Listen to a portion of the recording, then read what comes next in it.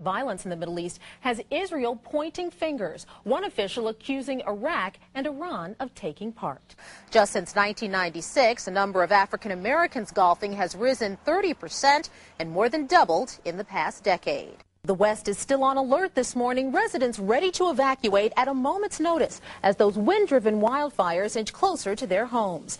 The holiday getaway has begun, and today is expected to be the heaviest travel day of the Christmas-New Year's season. A lot of controversy has been swirling around Mr. Pitt, the latest, of course, of which was him naming William Webster as head of a special accounting oversight board. About 295,000 tax rebate checks are sitting at the Internal Revenue Service waiting to be claimed. Whitney's course is called Managing in a Market Economy, a businessman's perspective. The goal to teach students the political, economic, and social realities of the workplace. Welcome so much. This is certainly a very serious issue. I cover the markets, and I oftentimes include oil, very volatile. The Middle East erupting, heightened violence there. The U.S. getting closer to a relationship with Russia. Is this necessary? I was reading some figures. I mean, something like the Caspian region has a voluminous amount of oil reserves there, as much as 100 billion to 200 billion. Can it be tapped? Well, those numbers are very speculative numbers. It's always like that. You have to invest, you have to produce to figure out what you really have. Measured against the Middle East, they're second rank. Is this what we need to do, though, in terms of the U.S. making sure that the prices remain steady, particularly with unrest in the Middle East right now? Do we need to make sure we have this cushion in Russia? Because a lot of people don't even realize that we do have options when you talk about Saudi Arabia. Yes, you have to remember that if you start investing today or exploring today, it's going to be 5 or 10 years sometimes before you see the effects. Michael, you know, the National Guard has been pulled out of the presence of airports, and now we've moved on to marshals. There's some talk also about other officials carrying guns with perhaps a badge, a special badge on planes. What do you think about that idea? Is it workable? Let's start with the National Guard. That was a cynical joke. To have a 22-year-old part-time soldier standing where he can't do any good. I did not have any knowledge that the transaction was designed to conceal losses, and I did not do anything to withhold information from the board of directors of Enron Corporation.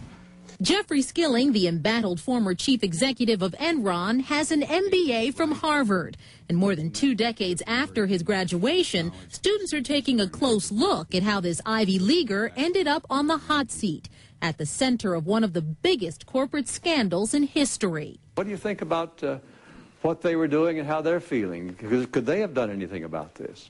In fact, Columbia University professor John Whitney is making Enron his business and that of his students, rolling out a case study on Enron ethics this year, a move that follows a call for action from the President of the United States.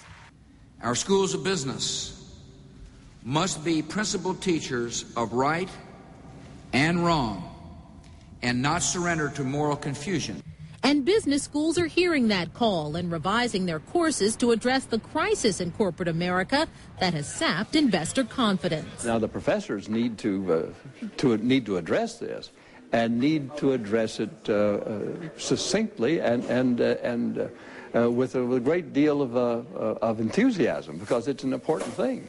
It's an important thing to our students and an important thing to our society. We've seen trillions of dollars lost because people don't trust us anymore. Whitney's course is called Managing in a Market Economy, a businessman's perspective. The goal to teach students the political, economic, and social realities of the workplace. One of the things that I've never thought I'd be learning here is the ethics, issues of trust. And they don't necessarily outright say that this is what they teach here, but it's very ingrained. I think I could have a greater contribution. I see a lot of the mistakes that were made. I think they're things that I would avoid. So I'm almost sort of inspired to think that maybe I could make a bigger difference. Columbia and numerous schools across the country apparently are eager to make the grade when it comes to educating students on the rights and wrongs within corporate America. In the Midwest, Northwestern University's Kellogg School debuted Business and Its Social Environment, emphasizing social responsibility.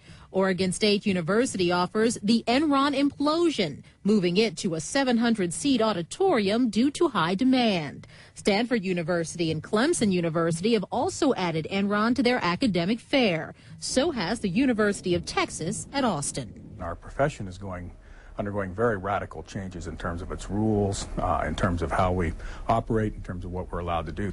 The University of California at Irvine has been praised for bringing in speakers for its case study on Enron from various disciplines, including energy, accounting, and law. We've got to go beyond telling students that thou shalt not cook the books, because most 25-year-olds, 30-year-olds, or whatever know that to be the case. We've got to provide them with some analytical tools by which they can deal with the multitude of problems that Enron represents.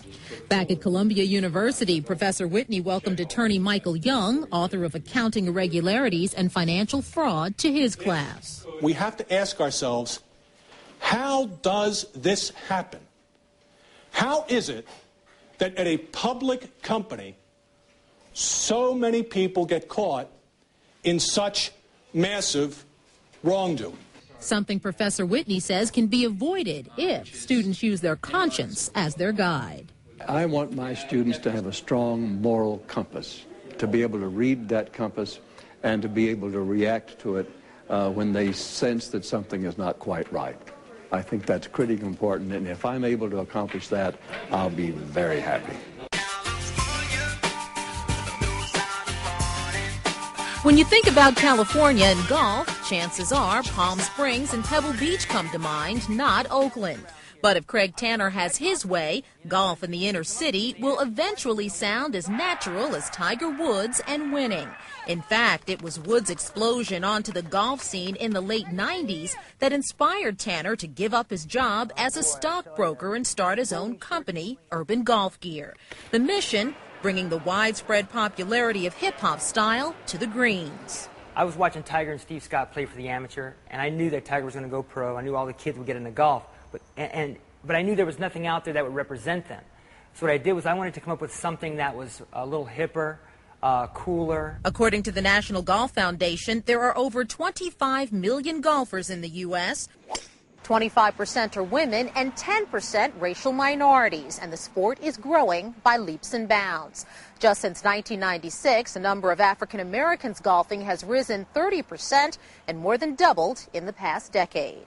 Tanner's $1,500 investment did not return a profit until last year. He expects to see revenues this year of $250,000, but admits, like many small businesses, that the toughest part of growing a company is attracting investors. And with little money to spend on advertising, Tanner has focused on getting free exposure on the big screen. Most recently in the movie, Two Can Play That Game. Joe!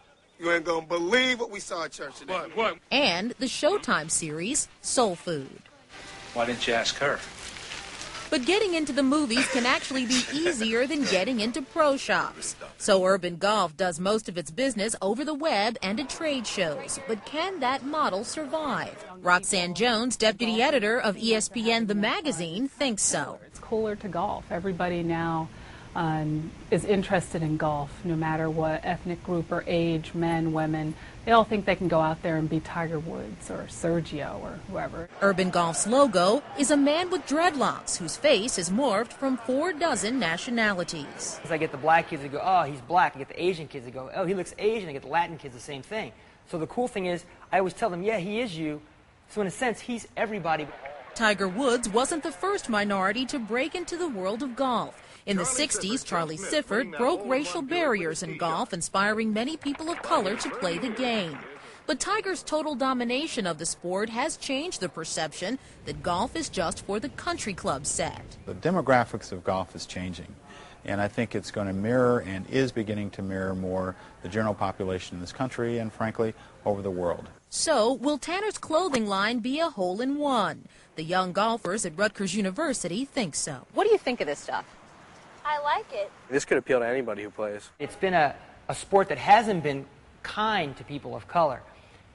But you've got a lot of people playing this game, and it's opening up. It's like everything else. Things just change. Things change for the better.